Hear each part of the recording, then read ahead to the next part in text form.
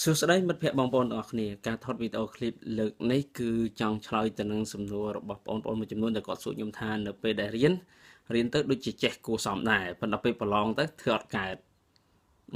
តព្រោះអានឹងបញ្ហាហ្នឹងវាខំអីខ្ញុំគិតថាវាមិនសំខាន់ដំបូងគាត់ថាមិនសំខាន់ប៉ុន្តែពេលគិតទៅវាសំខាន់មែនព្រោះខ្ញុំក៏ធ្លាប់ជួបអញ្ចឹងព្រោះថាពេ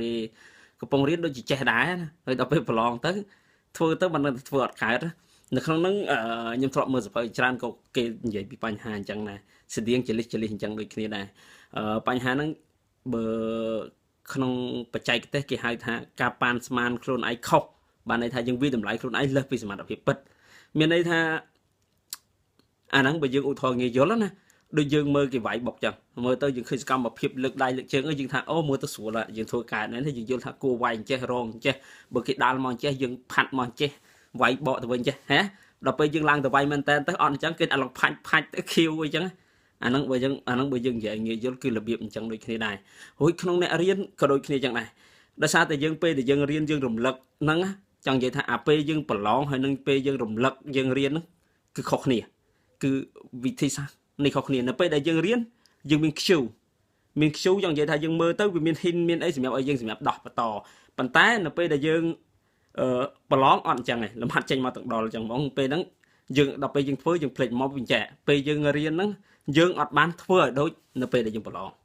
បើសិនជាពេលដែលយើងរៀនពេលយើងរំលឹកមេរៀនពេលយើងរៀនហ្នឹងយើងធ្វើឲ្យដូចយើងនៅពេលប្រឡងនៅពេលដែលយើងប្រឡងគឺយើងអត់ភ្លេចទេ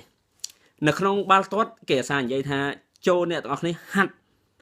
ឲ្យខ្លាំងដូចនៅពេលដែលលេងនៅពេលដែលអ្នកទាំងអស់គ្នាលេងអ្នកទាំងអស់គ្នាប្រកាសជាអាចបញ្ចេញសមត្ថភាពខ្លាំងដូចនៅពេលដែលហាត់អញ្ចឹងមានន័យថាមកពីបច្ចេកទេសនៃការរៀនរបស់យើងហើយបើយើងក៏ចង់រៀនទៅកុំឲ្យភ្លេចនឹងយើងធ្វើមិនអត់យើងរៀនហើយយើងរំលឹកដូចពេលប្រឡងយើងឧបមាថាលំហាត់នឹងយើងរៀនរួចហើយអញ្ចឹងយើងបិទវាទុកហើយយើងចាប់ដើមធ្វើដូចពេលយើងប្រឡងអញ្ចឹងធ្វើលើកទី1ធ្វើមើលជាមួយវាមានកាយើងមានទេអត់ព្រោះពេលខ្លះលំហាត់ដែលយើងអត់ចេះយើងឧបមាយើងមើលអត់ចេះយើងទៅមើលចម្លើយយើងមើលយល់ណាអូគេដោះមិនហីប៉ុន្តែយើងអត់បានដោះសាកមើលទេព្រោះយើងគិតថាយើងចេះហើយដល់ពេលមែនតើយើងដោះទៅទៀតករណីនឹងជួបច្រើនជាពិសេសពួកសិស្សបកាជាការពេលវេលាខ្លីពេកលំហាត់ច្រើនពេកអង្គុយចេះមើលអញ្ចឹងដល់មើលទៅគិតថាយល់ដល់ពេលមកទៅសេទៅវាតាក់កលឹះណាមួយដោះអត់ចាញ់អញ្ចឹងបានប្រាប់ថាបើចង់កុំឲ្យធ្វើភ្លេចអញ្ចឹងទោះលុះត្រានៅពេលដែលយើងរៀនយល់យើងគិតថាយើងមើលយល់ហើយយើងសាកល្បងដោះសាកមើលលើកទី1ហ្នឹងក៏មិនប្រកាសបញ្ជាក់ថាយើងចេះដែរយើងអាចទុក space មួយថ្ងៃឬក៏2ថ្ងៃឬមួយអាទិត្យខូចដោះម្ដងទៀតបើសិនជាយើងដោះទុក space 2 3ថ្ងៃដោះម្ដងទៀត2 3ដងយើងដោះចាញ់អាហ្នឹងមានន័យថាយើងចេះហើយអញ្ចឹងពេលប្រឡងដឹងតើអត់បញ្ហាដឹងតើដោះចាញ់មកណារួចពេលប្រឡងមួយទៀតវាតាក់ទងនឹងការភ័យការអីផងណាប៉ុន្តែដូចខ្ញុំថាអញ្ចឹងភ័យហើយអារម្មណ៍វាអត់ដូចធម្មតាទេប៉ុន្តែពេលភ័យហ្នឹងវាអាចធ្វើយើងប្រកែកជាងថ្ងៃធម្មតាទៀតក៏អាចថាបានដែរពេលខ្លះបើអ្នកខ្លះភ័យទៅជាធ្វើអត់កើតវិញវាមានច្រើនប្រភេទមនុស្សប៉ុន្តែ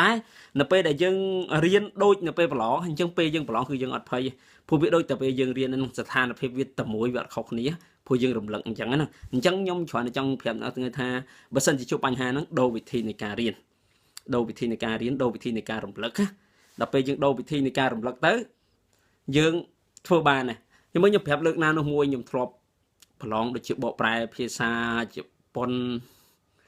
បកពីអង់គ្លេសទៅជប៉ុនទៅកាលហ្នឹងខ្ញុំអត់ទាន់សូវចេះភាសាជប៉ុនខ្ញុំរៀនបានមួយឆ្នាំអត់ចេះកាលហ្នឹងដូចជា10ជាង10ទំព័ររៀនប្រវាក់ចាំដឹងខ្ញុំធ្វើមិនដើម្បីចាំខ្ញុំប្រើមធ្យោបាយនឹងដូចគ្នាដែរយើងមើលទៅមកយើងគិតថាចាំណាអាចធ្វើបានដល់ពេលយើងទៅសេទៅតាក់អញ្ចឹងខ្ញុំសាកល្បងទៅសេដូចពេលប្រឡងអញ្ចឹងខ្ញុំយកអត់ខ្ញុំមកសេឡើងវិញទាំងអស់មកទៅសេតាក់ខ្ញុំបកឡើងទៅសេសាថ្មីវិញតាក់កន្លែងណាបើកមើលអញ្ចឹងណាបើកមើលកន្លែងណាមើលឃើញហើយទៅយើងបកទៅសេពីដំបងឡើងវិញចប់តខ្ញុំទៅសេតតែខ្ញុំលែងតាក់ដល់ពេលប្រឡងមានណាទៅសេប្រយតាមហ្នឹងបើយើងចាំហើ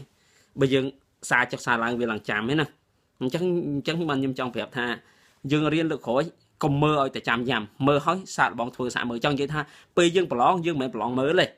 េយើងប្រឡងសរសេរអញ្ចឹងយើងព្យាយាមសរសេរបានច្រើនព្យាយាមសរសេរណាសេបានច្រើនរួចមួយទៀតពេលប្រឡងនិងពេលរៀនខុសគ្នាមិនរៀនយើងមានពេលគិតច្រើនលំហាត់មួយអញ្ចឹងយើងគិត1ម៉ោងអញ្ចឹងយើងអាចគិត2ម៉ោងអញ្ចឹងយើងអាចគិត3ម៉ោងប៉ុន្តែពេលប្រឡងគឺគេមានពេលវេលាកំណត់ណា1ម៉ោងកន្លះ2ម៉ោងឬក៏2ម៉ោងកន្លះហ្នឹងគឺប៉ុណ្ណឹងហើយគិតចាញ់ក៏ប៉ុណ្ណឹងគិតមិនចាញ់ក៏ប៉ុណ្ណឹងអញ្ចឹងបានថាពេលរៀនគឺរៀនពេលប្រឡងគឺប្រឡងអញ្ចឹងបានថាពេលរៀនដំបូងយើងចំណាយពេលច្រើនតោះយើងព្យាយាមបរួមពេលវេលាในការដោះស្រាយឲ្យកាន់តែតិចទៅណាអញ្ចឹងមានន័យយើងយល់វាកាន់តែច្បាស់កាលណាយើងយល់វាកាន់តែច្បាស់ទៅយើង fluent នៅពេលដែលយើង យើងរៀនហ្នឹងទៅដល់ពេលយើងប្រឡងទៅយើងធ្វើ fluent ដូចគ្នាចឹងមានអីផ្លាយយើងមើលបើពេលរៀនយើងធ្វើអញ្ចឹងដូចគ្នាដល់ពេលប្រឡងចេញមកដូចគ្នាយើងធ្វើដូចគ្នាដែរមានអីភ្លេចមិនកើតខ្លាចតែខុសគ្នាតាខុសគ្នាអាហ្នឹងมันវាអាចភ្លេចមិនអញ្ចឹងគិតមើលខ្ញុំគិតថាអ្នកធ្លាប់រៀនសិតតែមានបទពិសោធន៍អញ្ចឹងដូចគ្នាចឹងដែរបាទអញ្ចឹងខ្ញុំគិតថាការនិយាយរបស់ខ្ញុំប៉ុណ្ណេះធ្វើឲ្យបងប្អូនដែលគាត់មានបញ្ហាហ្នឹងអាចយល់បានហើយទៅសង្ឃឹមថាគាត់បដូរវិធីនៃការរៀនឥឡូវខ្ញុំនិយាយម្ដងទៀតណារៀនលើកហ្នឹងរំលឹកមិនរំលឹកមើលដូចម្ដងហ្នឹងប្រឡងសរសេរគឺរំលឹកសរសេរវាឡើងវិញបើប្រឡង oral គឺរំលឹកលក្ខណៈ oral យើងរំលឹកឲ្យដូចពេលយើងប្រឡងយើងយក oral តមកបើប្រឡង listening គឺយើងរំលឹកបែប listening យើងស្ដាប់ហើយទៅយើងសរសេរមិនអញ្ចឹង listening មកយើងហាត់ស្ដាប់ហើយសរសេរស្ដាប់ហើយសរសេរអញ្ចឹងដល់ពេលយើងប្រឡងមែនតើស្ដាប់មកដូចគ្នាអញ្ចឹងយើងអាចសរសេរចេញដូចគ្នាអញ្ចឹងដែរអញ្ចឹងមានន័យថាដូចខ្ញុំថាអញ្ចឹងចាំរូលដូចបាល់ទាត់គេនិយាយអញ្ចឹងពេលហាត់ប្រឹងឲ្យដូចពេលលេងអញ្ចឹងពេលលេងគឺលេងខ្លាំងដូចពេលហាត់អញ្ចឹងដែរមួយដល់ពេលយើងមកអ្នករៀនវិញពេលរៀនឲ្យ strict ប្រឹងឲ្យខ្លាំងដូចពេលប្រឡងអញ្ចឹងនៅពេលប្រឡងគឺយើងអាចធ្វើបានល្អដូចនៅពេលដែលយើងរៀនអញ្ចឹងដែរ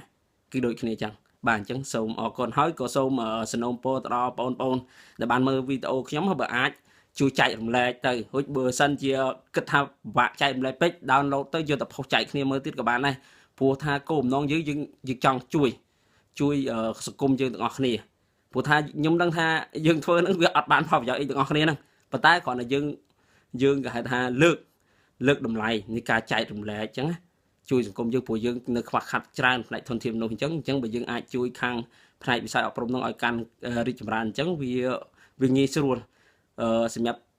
ធ្វើការអភិវឌ្ឍសង្គមយើងទៅទាំងអស់គ្នាបាទអញ្ចឹងសូមអរគុណ